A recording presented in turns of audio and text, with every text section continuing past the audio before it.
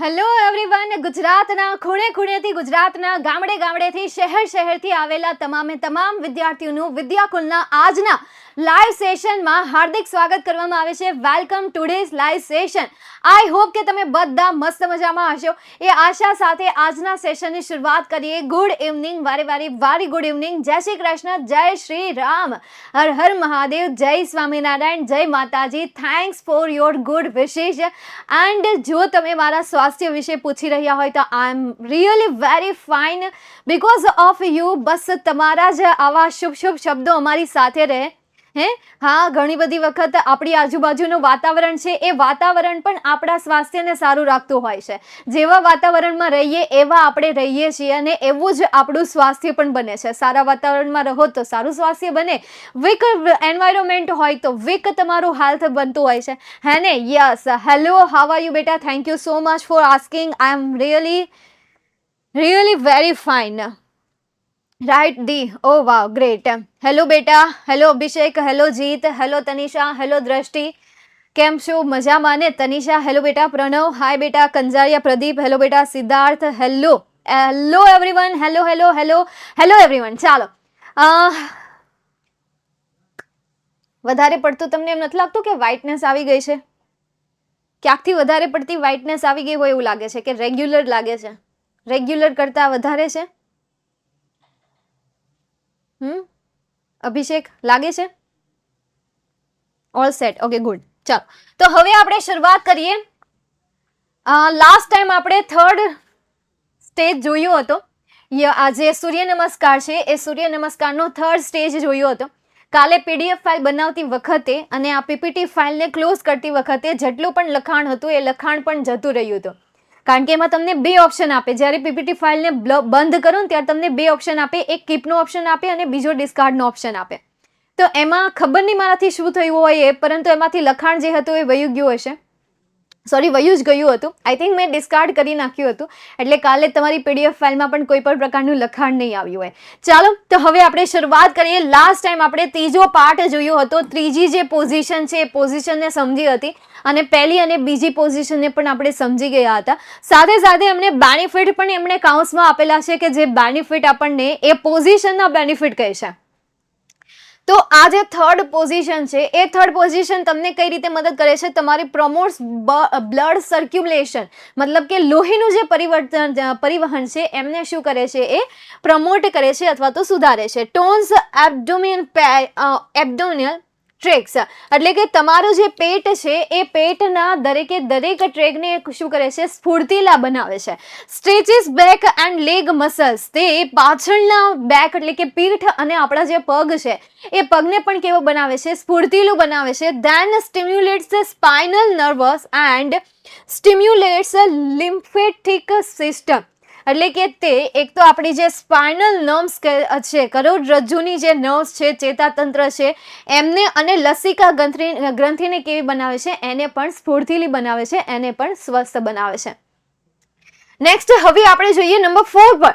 Tech one leg back and place the other leg in the front with palm firm on the ground. Take one leg એટલે કે એક પગને હવે લો. ક્યાં? તમારે પાછળ લઈ જવાનું છે. બેક મતલબ શું થશે? પાછળ. હવે એક પગને પાછળ લઈ જાઓ એન્ડ પ્લેસ એટલે કે મૂકો.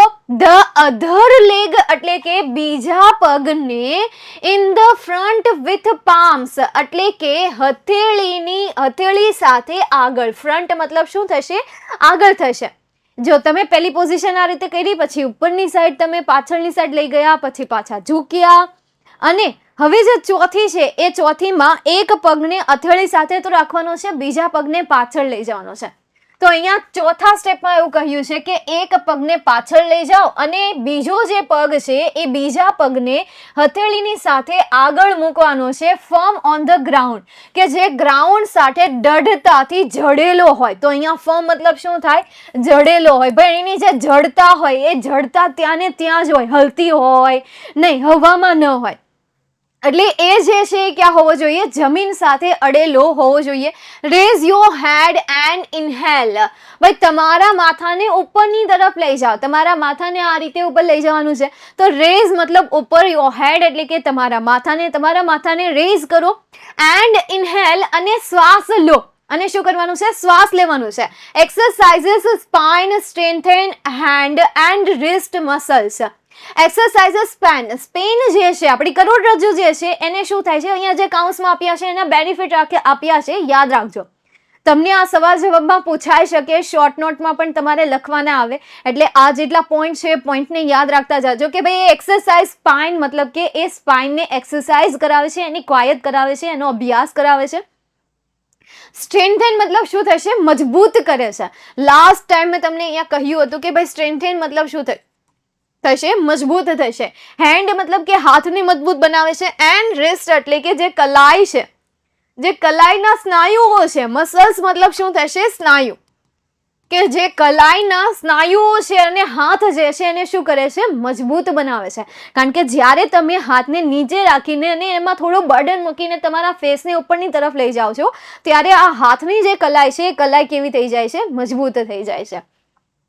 હવે પાંચમો સ્ટેપ શું કહે છે કે bring the leg that was in front next to the other one and keep the hips off the floor with both your hands supporting the body in a push up position and exhale. Bring the leg એટલે કે પગને લઈ જાઓ. ક્યાં લઈ જવાનો છે, that was in front next to the other one એટલે કે જે બીજું છે ને, next to the other one મતલબ કે બીજો એક પગ એની બાજુમાં, front next to એટલે કે આગળની બાજુમાં. next to મતલબ શું થાય, એક્ઝેક્ટ બાજુમાં થાય. મતલબ કે એક પગ તો પાછળ વયો જ ગયો હતો, તો બીજા પગને પણ તમારે જે બીજો પગ હતો ને એની બાજુમાં લઈ જવાનો છે. એક પગ તો ખેંચીને પાછળ લઈ ગયા હતા ચોથા સ્ટેપમાં, હવે બીજા પગને પણ ખેંચીને પાછળ ઓલો જે પગ હતો ને એની બાજુમાં લઈ જવાનો છે. અને કીપ એટલે કે રાખો, હિપ્સ એટલે કે તમારી હિપ્સને, ઓફ એટલે કે ઉપરની સાઈડ, એનાથી ધ ફ્લોર એટલે કે જમીનની ઉપરની સાઈડ, ઓફ એટલે ઉપર રાખવાની છે, મતલબ કે જે અડેલી ન હોય એ રીતે. With both your hand supporting એટલે કે તમારા બંને હાથ, બોથ યોર હેન્ડ્સ એટલે તમારા બંને હાથની સહાયથી.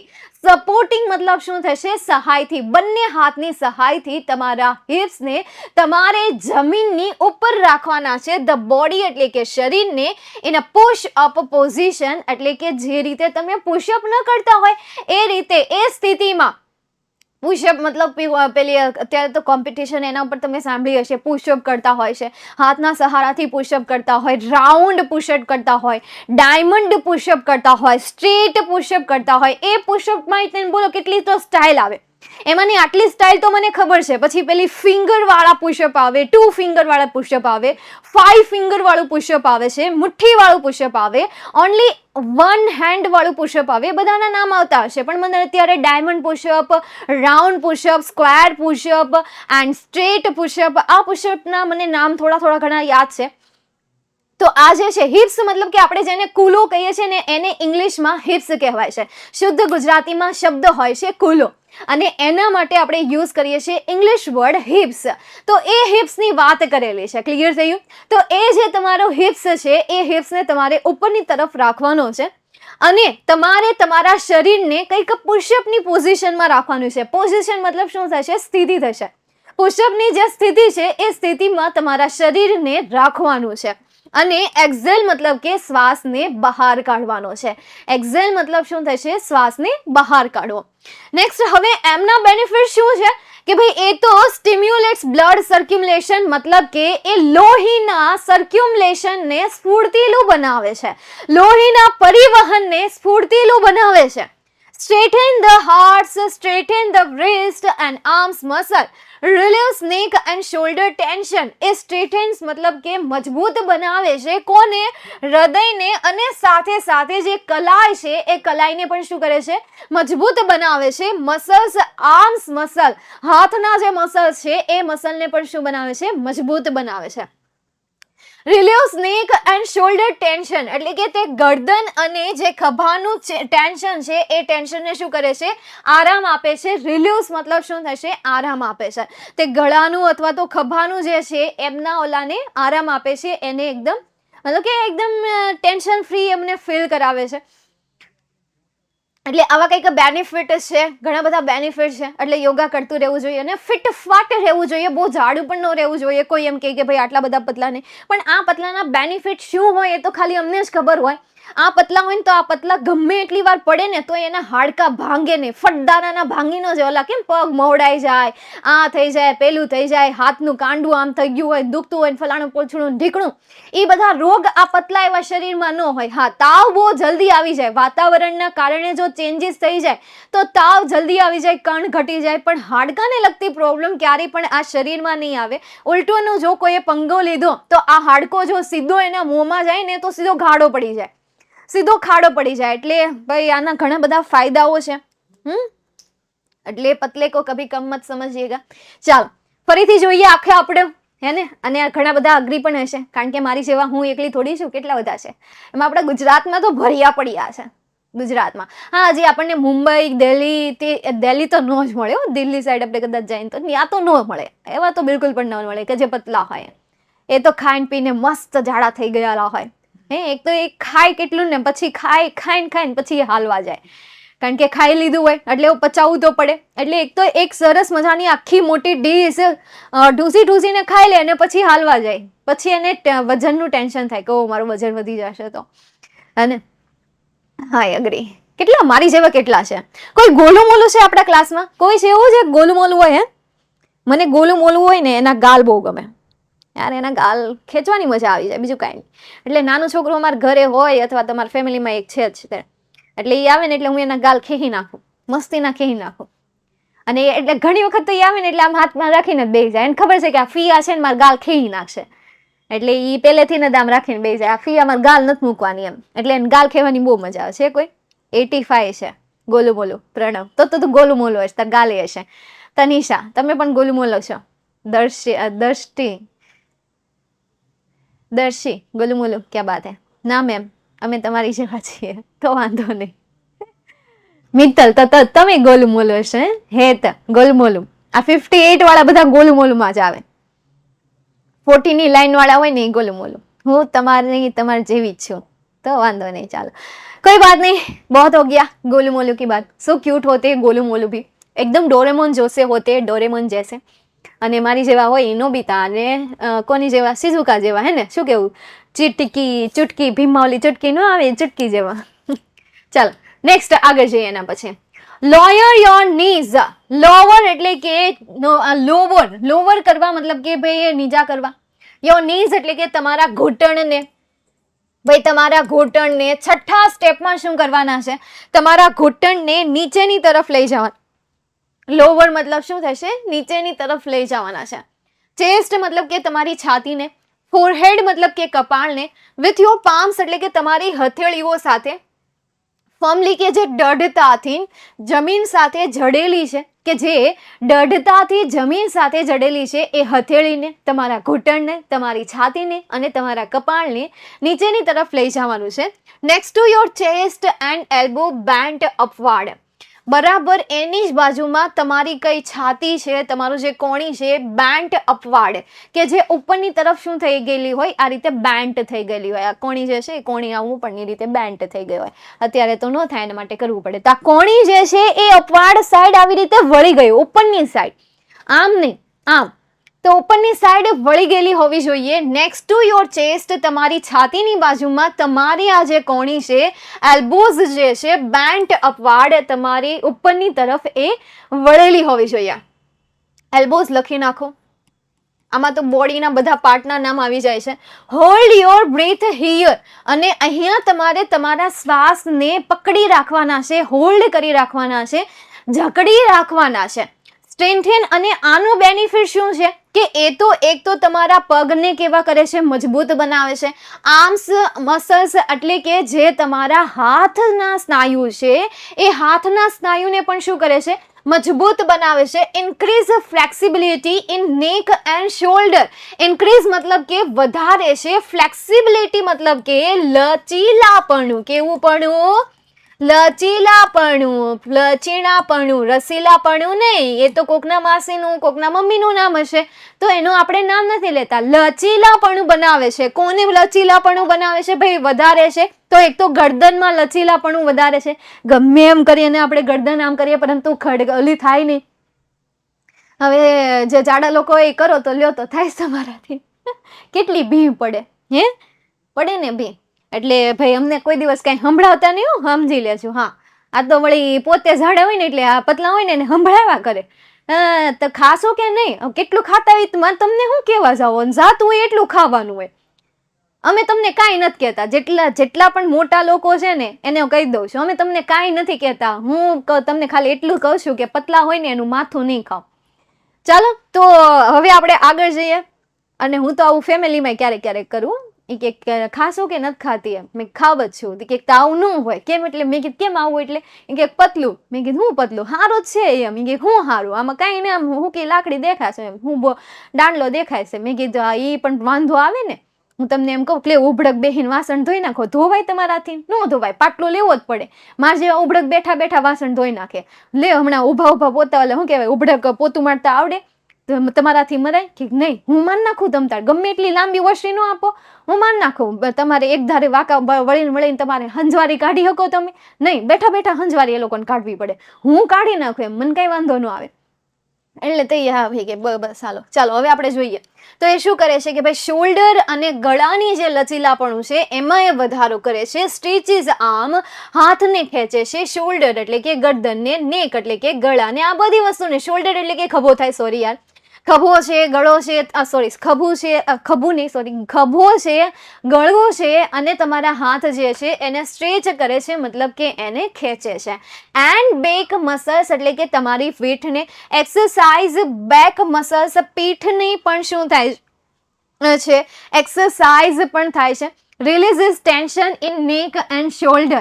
રિલીઝિસ એટલે કે મુક્ત કરે છે. ટેન્શન એટલે કે ટેન્શન. ઇન નેક એન્ડ શોલ્ડર એટલે કે જે ગરદન અને ખભાનું જે ટેન્શન છે એ ટેન્શનને શું કરે છે? શું કરે છે? મતલબ કે એને દૂર કરે છે. બરાબર છે? મને ખાવાનું ખૂબ શોખ છે. મને છે પણ લિમિટમાં જાય, એટલું બધું ન જાય. બધા એમ કે મારે આટલું બધું વયું જાય, આટલું બધું બહારનું ન જાય, ઘરનું હું ખાઈ લઉં. બહારનું બહુ ન ભાવે, એનાથી થોડીક એટલે છે. હા, બહાર હું કદાચ જો કંઈક કોઈની યાર ગઈ હોય ને તો હું કાં કીવી જ્યુસ પી લઉં, કાં નાળિયેર પાણી, કાં શેરડીનો રસ અને કાં મોસંબીનો રસ.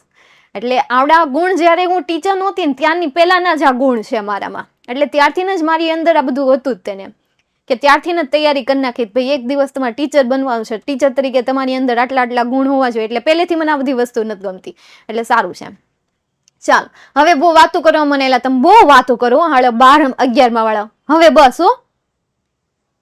અત્યારે સમોસું ખાવશે, એટલે ખાવાનું કામ કરો, ભણવાનું કામ કરવાનું. એ કેવું આરામ હે તમારે બેઠા બેઠા. એક તો ભણવાનું અને હારો ખાઈતું જવાનું. શરમ નથી આવતી તમને? ખાલી ભણવાનું કામ કરને જીત્યા ના દી. સુતા એક તો સુતા ભણે. જો તો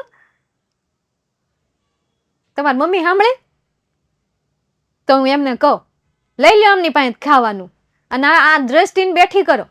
હુતા ભણે. લેલા હુતા ભણવાનું.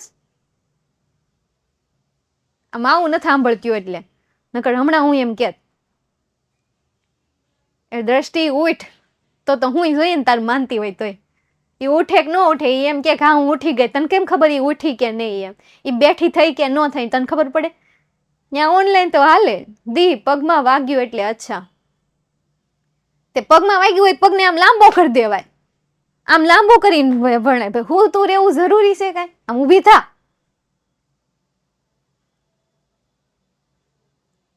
હા બસ એમ. ચાલો દ્રષ્ટિબેન ઊભા થાવ. ખાઈ લીધું હવે ભાણું. ભૂખની બારો છો? જાગો. ચાલો અહીંયા આવી જા. Lower your waist and raise your upper body. Lower your waist. Waist મતલબ શું થાય? કમર. બોલે તો કમર. મારે તો કમર છે, તમારે કમર છે કે કમરો? જોઈ લો જરા. રેઝ યોર અપર બોડી એટલે કે તમારો જે ઉપરનું શરીર છે એ ઉપરના શરીરને ઊંચું કરવાનું છે. લુક અપવર્ડ અને ઉપરની તરફ જુઓ and keep your arm straight અને તમારા હાથને સીધા રાખો. સ્ટ્રેટ મતલબ શું થશે? સીધા થશે. ભાઈ તમે તમારા હાથને સીધા રાખો. Than inhale at a slow પેસ અને ત્યાર પછી સ્લો પ્લેસ. ધેન ઇનહેલ અને ત્યાર પછી શ્વાસ લો એટ અ સ્લો પેસ મતલબ કે એકદમ ધીમે ધીમેથી. તમારે એકદમ ધીમે ધીમેથી તમારે શ્વાસ અંદર લેવાનો છે. ઇનહેલ મતલબ શું થશે? શ્વાસ અંદર લેવો. Stimulate circulation to abdominal organs. Stimulates સ્ફૂર્તિલું બનાવે છે. કોને? તો આજે સર્ક્યુલેશન એટલે કે પરિવહન. શેના પરિવહન? તો આ એબ્ડોમિનલ જે છે એમના ઓર્ગન્સ જે છે, ઓર્ગન્સ મતલબ શું થશે? અંગો થશે. તો પેટના અંગો માટેનું પરિવહનને શું કરે છે? સ્ફૂર્તિલું બનાવે છે. ટોન્સ ડાયજેસ્ટિવ ટ્રેક્સ પાચન શક્તિને એ કેવી બનાવે છે? સ્ફૂર્તિલી બનાવે છે. Stretches upper and lower body, તે ઉપર અને નીચેની બોડીને ખેંચીને રાખે છે કે જેથી કરીને હાઇટમાં પણ પ્રોબ્લેમ ન આવે, કે જેમની હાઇટ ઓછી હોય, જેમની હાઇટ વધારે હોય એમાં પણ પ્રોબ્લેમ ન આવે. પ્રમોટ્સ ફ્લેક્સિબિલિટી ઇન ધ બેક, તે પીઠમાં ફ્લેક્સિબિલિટી લચીલાપણાને શું કરે છે? પ્રમોટ કરે છે અથવા તો એમાં સુધારા વધારા કરે છે. And stimulate nerves in spine, કરોડરજ્જુમાં જે ચેતાતંત્ર છે એમને પણ એ સ્ટિમ્યુલેટ્સ કરે છે, એમને પણ એ કેવી બનાવે છે? સ્ફૂર્તિલી બનાવે છે, એમને પણ એ સ્વસ્થ બનાવે છે. ફરી એક વખત છઠ્ઠો જે સ્ટેપ છે, છઠ્ઠો જે સ્ટેજ છે એ સ્ટેજનો બેનિફિટ શું છે? કે એ પગ અને હાથના જે સ્નાયુઓ છે એને મજબૂત બનાવે છે અને સાથે સાથે તે ખભા અને ગળાનો જે ભાગ છે એને લચીલાપણું બનાવે છે. હાથ, આપણો ખભો, આપણું ગળું અને આપણી પીઠના જે સ્નાયુઓ છે એમને ખેંચે છે. આપણી પીઠ અને આપણા પીઠના સ્નાયુઓને એ એક્સરસાઇઝ કરાવે છે અને ગળા અને ખભાનું જે ટેન્શન હોય છે એ ટેન્શનને શું આપે છે? આરામ આપે છે. ઇનડાયરેક્ટલી અહીંયા રિલીઝિસ ટેન્શનનો મિનિંગ શું થાય? આરામ આપવો થાય. કારણ કે ટેન્શન ન હોય તો શું થાય? ટેન્શન ન હોય તો આપણે આરામ જ ફીલ કરતા હોઈએ છીએ. નંબર 7નો જે સ્ટેજ છે એ સ્ટેજ શું કરે છે? તો એ સ્ટેજ આપણી જે એબ્ડોમિનલ ઓર્ગન્સ મતલબ કે પેટને લગતા અંગો છે એ અંગોને સ્ટિમ્યુલેટ્સ કરે છે, એમને સ્ફૂર્તિલા બનાવે છે. ટોન્સ ડાયજેસ્ટિવ ટ્રેક્સ પાચન શક્તિને એ ટોન્સ કરે છે મતલબ કે એમને પણ સ્વસ્થ બનાવે છે. Stretches upper and lower body, ઉપરની અને નીચેની બોડીને એ ખેંચીને રાખે છે. Promotes flexibility in the back and stimulate nerves in spine, તે પીઠની લચીલાપણાને વધારે છે અને સાથે સાથે તે કરોડરજ્જુનો જે ચેતાતંત્ર છે એમને પણ સ્ટિમ્યુલેટ કરે છે, એમને પણ સ્ફૂર્તિલું બનાવે છે. ચાલો, અહીંયા સુધી કોઈને કોઈ ક્વેરી હોય, કોઈને કોઈ ડાઉટ હોય એવું છે કોઈ? બોલે તો ક્યાં સ્ટિમ્યુલેટ, લચીલાપણું. Done? No doubt? No query? Done? No question? તમે ભણાવો ને બધું આવડી જ જાય છે. શું વાત છે? ગ્રેટ છે. ચાલો, નેક્સ્ટ હવે આપણે આગળ જઈએ અને 11મા ધોરણમાં જેટલા વિદ્યાર્થીઓ લાઈવ આવે છે ને એ બધા મને 12મામાં પાછા જોઈએ છે. કારણ કે તમારી જેવા વિદ્યાર્થીઓ 12મામાં હોય તો ભણાવવાની વધારે મજા આવે. એટલે આ વખતે 11મું ધોરણ ભણાવ્યું છે. 12મા ધોરણમાં પણ તમારી જેવા વિદ્યાર્થીઓ જ જોઈએ છે. તો તમારે એવું લાગે ને તો અત્યારે તમે અર્લી બેચમાં જોડાઈ જાઓ. ફી અત્યારે ઓછી છે. આઈ થિંક તમારા ઓલામાં આવી જશે. બરાબર? આઈડિયા દી અમે એડમિશન લઈ લીધું છે. ગ્રેટ. અને જેણે નથી લીધું ને એ લઈ લેજો. મને બધા જોઈએ છે, આ ક્લાસના બધા વિદ્યાર્થીઓ જોઈએ છે અર્લી બેચમાં. ઓકે, ચાલો નેક્સ્ટ હવે આપણે આગળ જઈએ. એકો એક, અને હું તો એકો એકના પર્સનલી નામે યાદ રાખી લઈશ ધીરે ધીરે. નેક્સ્ટ આગળ જઈએ. Raise your hips and bring your head to the floor with eyes on the navel and heel on the floor. Raise your hips. Raise એટલે કે ઊભી કરો, યોર હિપ્સ એટલે કે તમારા ખુલ્લાના ભાગને, એન્ડ બ્રિંગ યોર હેડ્સ અને તમારા જે માથું છે એને to the floor of with the eyes on the navel. Navel મતલબ શું થાય? નાભી. એટલે કે તમારા બોડીને તમારે રેઝ કરવાનું છે અને તમારી જે આંખો છે એ આંખોને તમારે ક્યાં ફિક્સ કરવાની છે? તમારી નાભી તરફ. નાભીમાં ને નાભી તરફ તમારી આઈ સેટને ફિક્સ કરવાની છે. તમારી નજર ત્યાં હોવી જોઈએ. જ્યારે તમે 8મી પોઝિશન કરી રહ્યા છો ત્યારે hills on the floor, hill and hill on the floor એટલે કે તમારે તમારી હિલ ઉપર, હિલ મતલબ શું થાય કે તમારી જે એડી છે એ એડીમાં જે હિલ આવે છે, આગળની તરફની વાત કરેલી છે, બેક સાઈડની વાત નથી કરેલી. જે પગ હોય ને, પગ કઈ રીતે બને ખબર છે? આ રીતે બને, બનાવી દઉં. સચ કહ રહા હૈ દીવાના, દિલ દિલ कैसे इसे लगाना.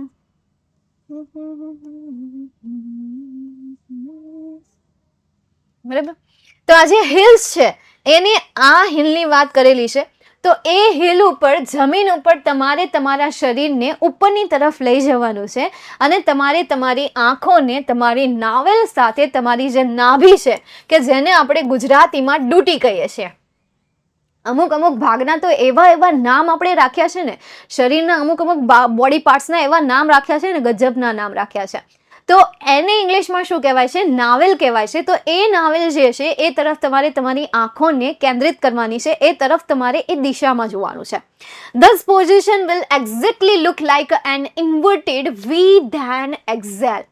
This position એટલે કે આ જે પોઝિશન છે will exactly look, બરાબર જેવી દેખાય છે. કોના જેવી દેખાય છે? ઇન્વર્ટેડ વી એટલે કે જે વી શેપ હોય ને, વી શેપમાં ઘડાયેલી હોય ને, એના જેવી આ જે સ્થિતિ હોય એ સ્થિતિ દેખાય છે. દેન એક્ઝેલ અને ત્યાર પછી તમારા શ્વાસને તમારે શું કરવાનું છે? બહાર કાઢવાનો છે. હવે આનો શું ફાયદો છે? તો એ જે છે એક તો સ્ટિમ્યુલેટ બોડી, બ્લડ સર્ક્યુલેશન, મતલબ કે એ લોહીનું પરિવર્તન કરે છે. અને આ તો બધાના બેનિફિટ છે.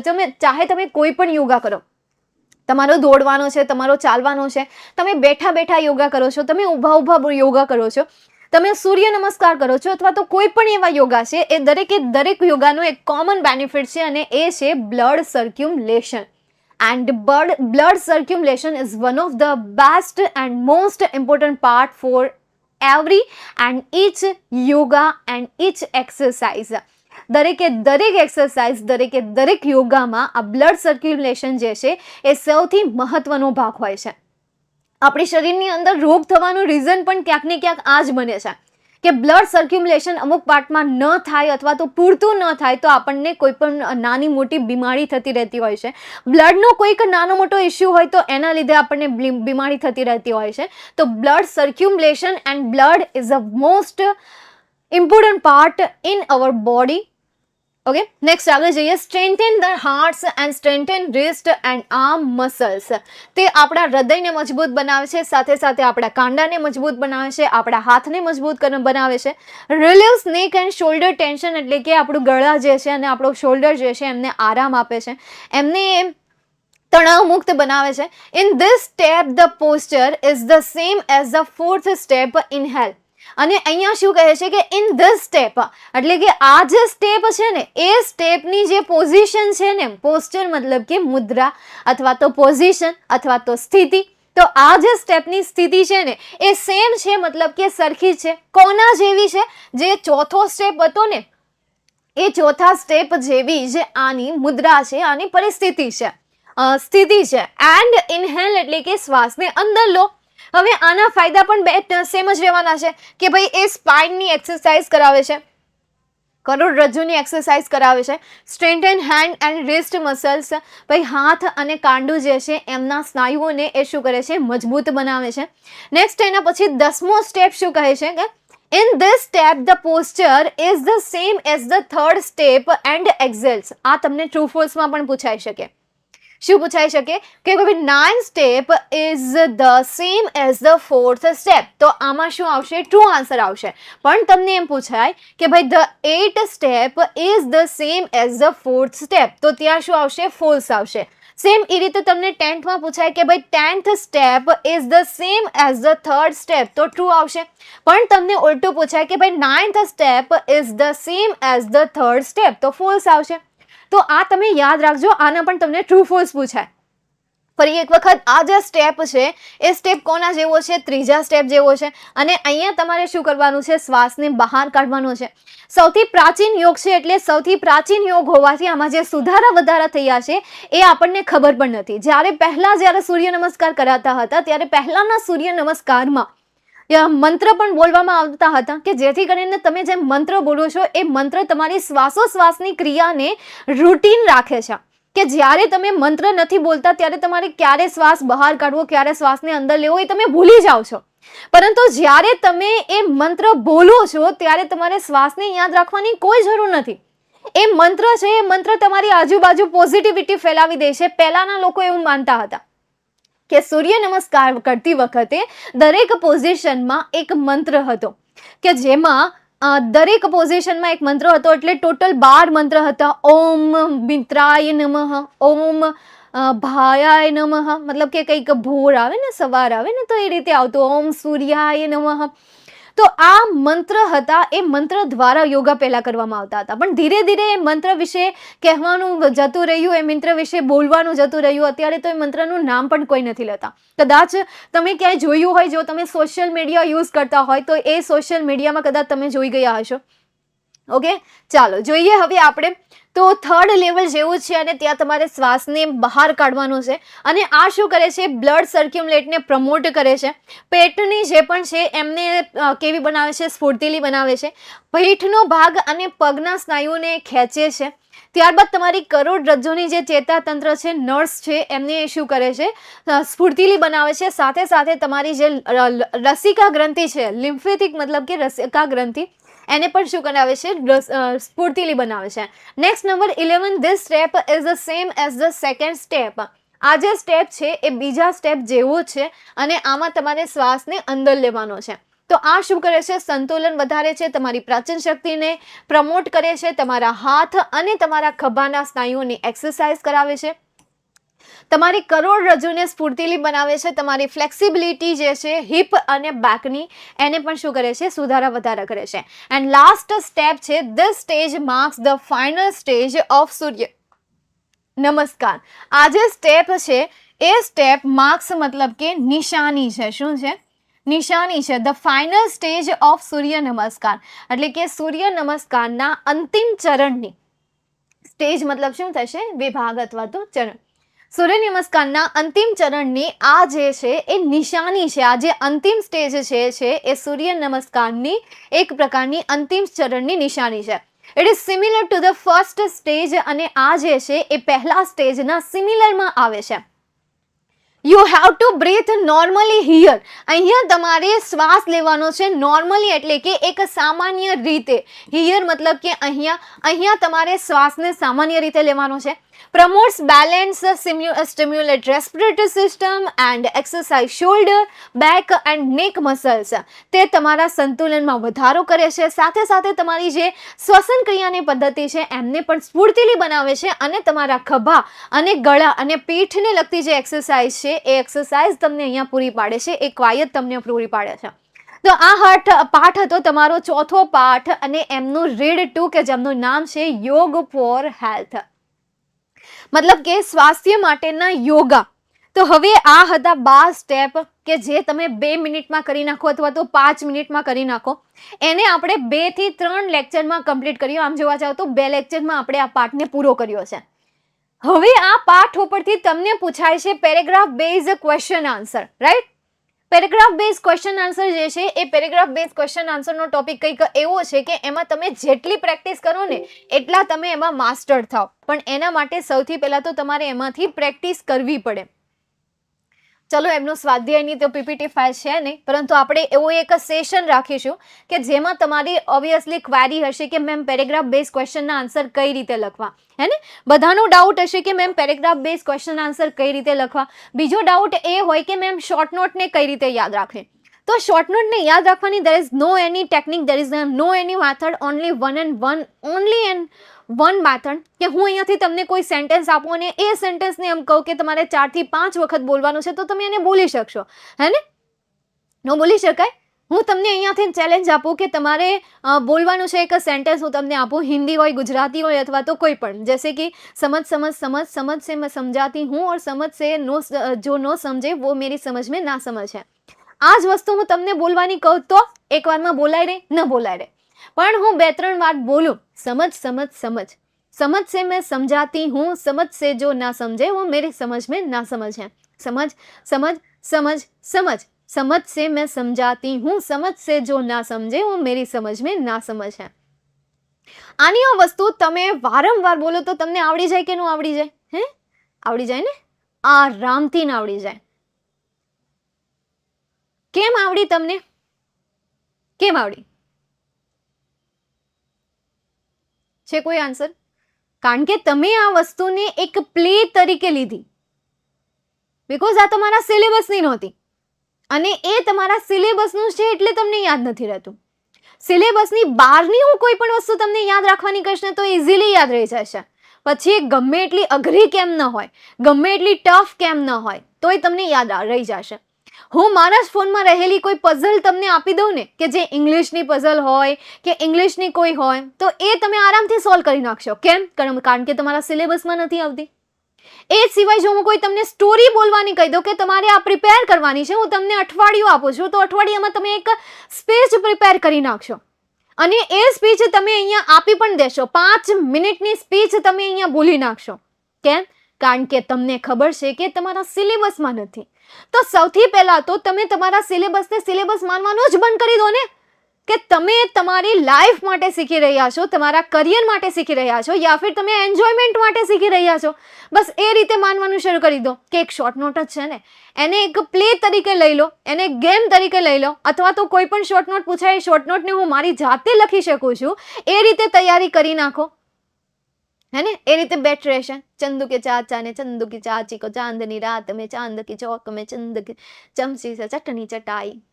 ये मुझे अच्छे से आता है, પણ એની લિરિક્સ મને એક્ઝેક્ટ યાદ નથી. चंदू के चाचा ने चंदू की चाची को चांदनी रात में चांद की चमची से चटनी चटाई. આવું જ આવે ને? હા. પછી બીજો તને એક આવડે છે. પકે પેડ પર પકા પપીતા પકા પપીતા પકા પેડ, पके पेड़ पर पका पपीता पका पेड़.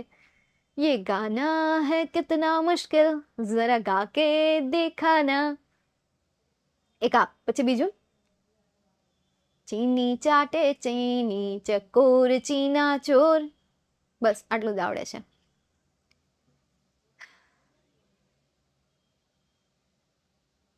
મામી મમ્મી ને મારો માર્યો હે sitting on shoe shine shop. બોલો બોલો આ બોલો આ બોલો. I saw sushi sitting on shoe shine shop. I saw sushi sitting on shoe shine shop. I saw sushi sitting in shoe shine shop. समझ समझ समझ वाला बोलो. समझ समझ समझ. समझ से मैं समझाती हूँ, समझ से जो ना समझे वो मेरी समझ में ना समझ है. समझ समझ समझ 3 વખત બોલવાનું, 4 વખત નહીં બોલવાનું. समझ समझ समझ. समझ से मैं समझाती हूँ, समझ से जो ना समझे वो मेरी समझ में ना समझ है. અને બીજું ઇંગ્લિશનું આ છે. I saw sushi sitting on shoe shine shop. બીજું એક છે બુડચુક વાળું અને ત્રીજું એક છે એ મને યાદ નથી, બટ ઇંગ્લિશની મને એવી 2-3 એવી છે, મતલબ 2-3 નહીં 4-5 એવી છે કે જેમાં મને ફટાફટ બોલતા આવડે છે.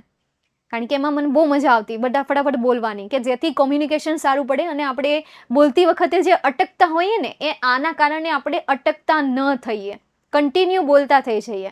એટલે આની પ્રેક્ટિસ કરતી રહેવી જોઈએ. Please answer. કોણ છે આ? જયનો સવાલ છે. હવે ભણાવો છો દીદી? બસ હવે રહેવા દઈએ. ચાલો નેક્સ્ટ લેક્ચરમાં આપણે એક નવા ચેપ્ટરની શરૂઆત કરવાના છીએ અને એ ચેપ્ટર રહેશે તમારું યુનિટ 5.